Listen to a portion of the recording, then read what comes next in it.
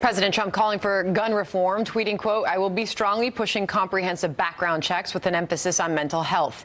Raise age to 21 and end sale of bump stocks. Congress is in a mood to finally do something on this issue, I hope."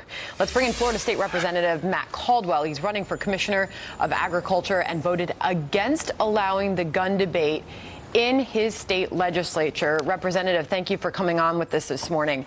How do you explain why you voted no to have that debate? Well, first of all, it was a procedural motion, pulling a bill out of committee. We don't do that in the Florida House, haven't in my term, but really get to the substance of the bill. It would have banned all guns, essentially.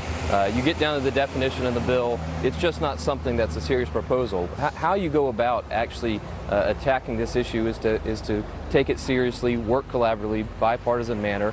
Let's bring a bill out of committee, hopefully this next week. We're waiting for the governor, hopefully today, to give us his recommendations. We're going to look at those, digest those, and see how we can move forward. What we really have to do is address the problem. These attackers are essentially lone wolf terrorists, and you had your previous segment about school districts in Ohio that have identified people who can fight back. You know, we've accepted that we have air marshals who are armed on our flights because we know there's a terrorist risk. That's the exact same thing we need to be thinking about in identifying these people. My wife's a teacher, daughter attends public schools.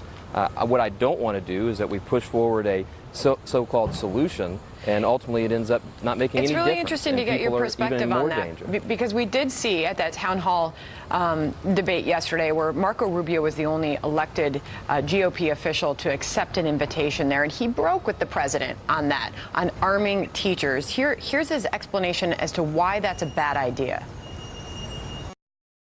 Middle of this crisis, and the SWAT team comes into the building, and there's an adult with a weapon in their hands, and the SWAT team doesn't know who is who, and we have an additional tragedy that was unnecessary.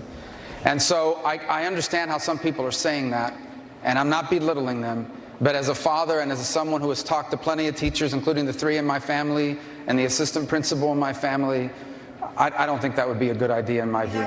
I'm sure you heard that last night, Representative. What did you think? Well, listen, and I respect Senator Rubio and his position on that, but ultimately, let's make this a district-by-district decision. We have 67 county school districts. Let them decide who can carry and who can't in terms of the school. We've got programs in some of our counties where they do what they have done in Ohio, identify specific people.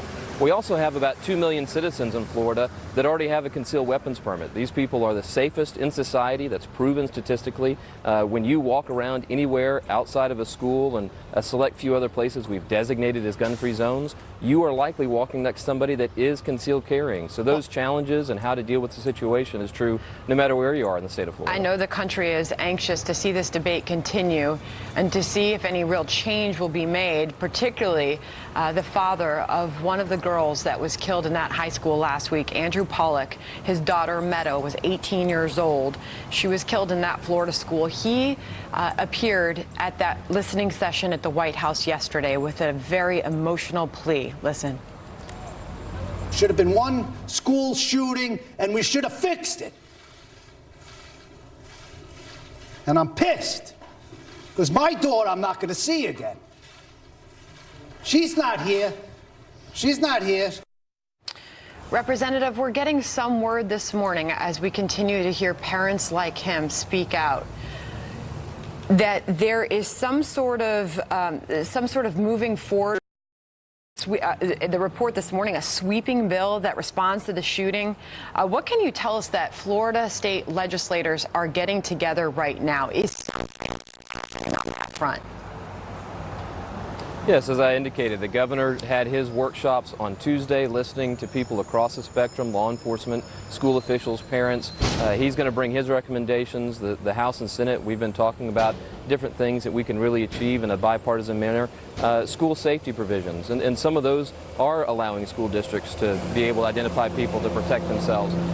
But also long-term solutions. What are you going to do about the breakdown that we had in this situation? You know, an individual that more than 30 times was identified by either law enforcement or the district or the local police that he was a danger to himself and to others. They didn't talk to each other. They didn't identify him. And that's really where I get back to. We need to recognize what this is. These are lone wolf terrorists. They may not be inspired by religious fanaticism. They're inspired by a twisted view of fame and what they can get an opportunity to be on TV, but they plan, they practice, they strategize, they lay out a goal, and then they execute that goal with deadly force. We need to be able to identify those individuals.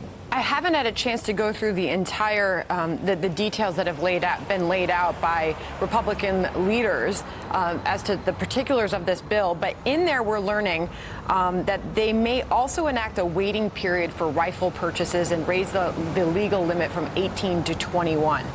Florida now has a 3-day waiting period for handguns. Is that something you're going to support?